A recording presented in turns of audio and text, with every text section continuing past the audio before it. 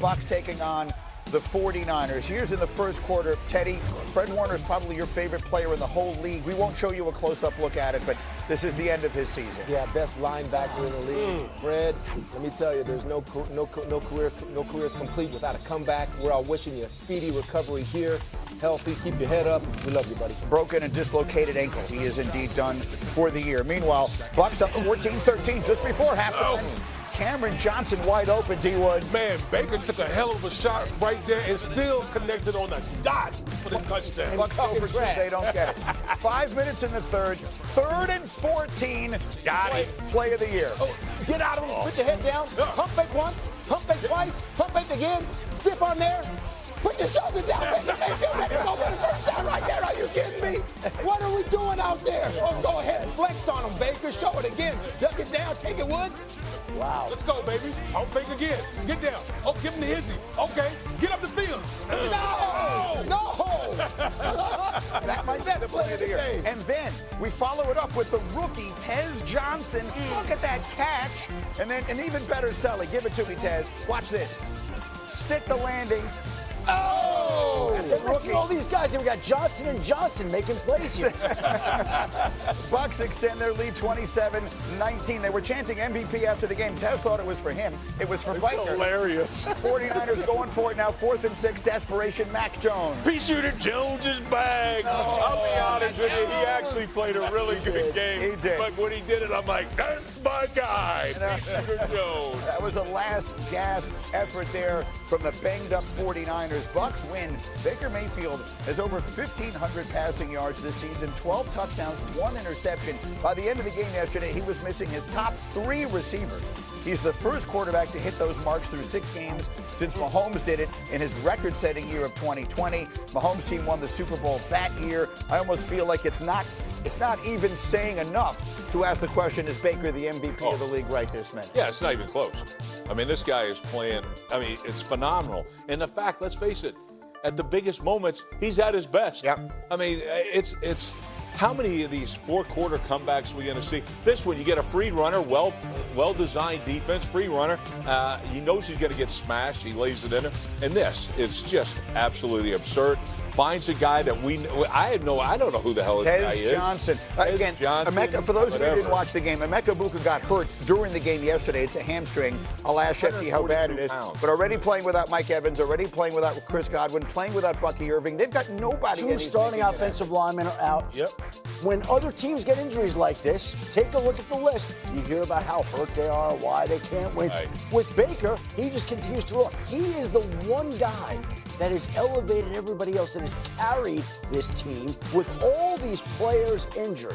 And it is really remarkable. It's the one position that makes up for all of that, that makes up for all the penalties in 3.5 quarters of football, that makes up for a player getting rid of a football before he gets to a goal line, anything like that. The quarterback makes up for it if he's special.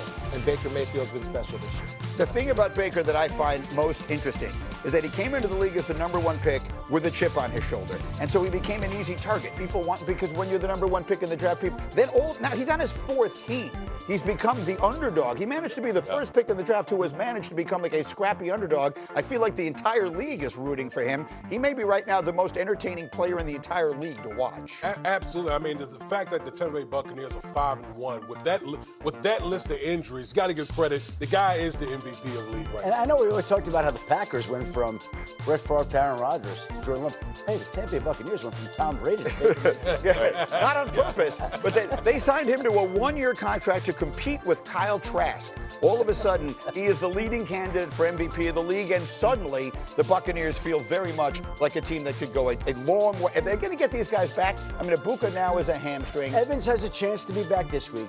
Don't think Godwin will be back this week. I don't think Bucky Irving will be back this week. And the Buccaneers play on Monday Night Football, I believe it is, next week against Tampa Bay, against Detroit. The Lions. So that's a great matchup. You can play that 3rd and 14 on a loop for me. I mean, that play. That play. Teddy loved that. Teddy loved that play. You got faith in One his more time. quarterback on third. And one more time, Cindy. Show it one more time. I got to give Baker some love right here. 3rd and 14. Pump fake, duck, beat 2 tackles right there. Another pump fake. Quickly, hey, left, right, stiff arm. Put your shoulder down. That's about everything. That's about everything in a quarterback scramble. I'm going to put that on my phone. Awesome on his side. And then flex on him at the end. Look, right this minute, it's much too early to be having an MVP conversation, but if you want to, Baker Mayfield feels like he has taken the lead in that spot. I told Teddy he was making a mistake this morning when he took his wife out with a screensaver and put up Baker Mayfield. I'm sorry, man.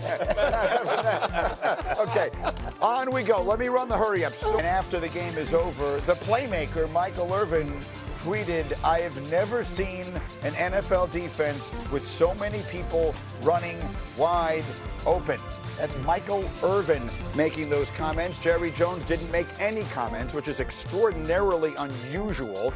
Jerry Jones, by the way, today's his 83rd birthday. Happy birthday, Jerry Jones. He did not meet with the media after that game yesterday. He'll take that for whatever it is worth. But you made a comparison, what we're seeing in these Cowboys right now, you made a comparison this morning that I like. Yeah, it seems like Dak Prescott, the way he's playing this season compares to what Joe Burrow was doing last year. Joe Burrow had an MVP-worthy season last year and was literally let down by his defense. I mean, just look at the Cowboys. Rex, you talked about on the 4th and 3. There was like hardly any resistance by this Dallas Cowboys defense at all yesterday, and that's really been the case the whole year for this Dallas team. And if you're Dak Prescott, your mindset literally has to be, I have to go and score every time. Right. Literally every possession I have to score because my defense is going to give it up every single time. Doomsday defense. I mean, there's no other way of putting it. And you know what? Let's put it to the numbers. All right. Last year, Josh Allen was the MVP of the league. He had 101.4 passer rating. Right. Okay. For the season. Let's talk about this Doomsday defense. They are right now on pace to give up the highest passer rating in NFL history. Right now, currently, 116.9 passer rating against this defense. You wonder what the legend Michael Irvin is referring to? This. They are guys wide ass open. And to me, they don't know what the hell they're doing. Schematically, from personnel, they don't attack people. This is an awful defense, and unfortunately, you're going to leave this great offense at home. You're going to be watching in the playoffs when you shouldn't be. So based on your number, they're making the opposing quarterback the MVP of the league every single week. Sunday. Yeah. Russell Wilson has the single highest passing game total this season in a game. He's been benched against the Dallas Cowboys. Rico Dowdle is putting up Hall of Fame numbers against the Dallas Cowboys. Russell Wilson and Rico Dowdle, who would not be on the minds of many people entering the season, have torched the Dallas defense. And you guys are talking about the passing game. I mean, wait a second. They just got run on for about 200 yesterday. And Shotty talked about after the game, run defense, gap control, lack of discipline, all of that. That's what I saw. This is the first run of the game I'm showing you right here. It looks good at first, okay? Everybody's in their gaps. Safety's coming down. He should be open to make the tackle. Watch the defensive lineman spinning again.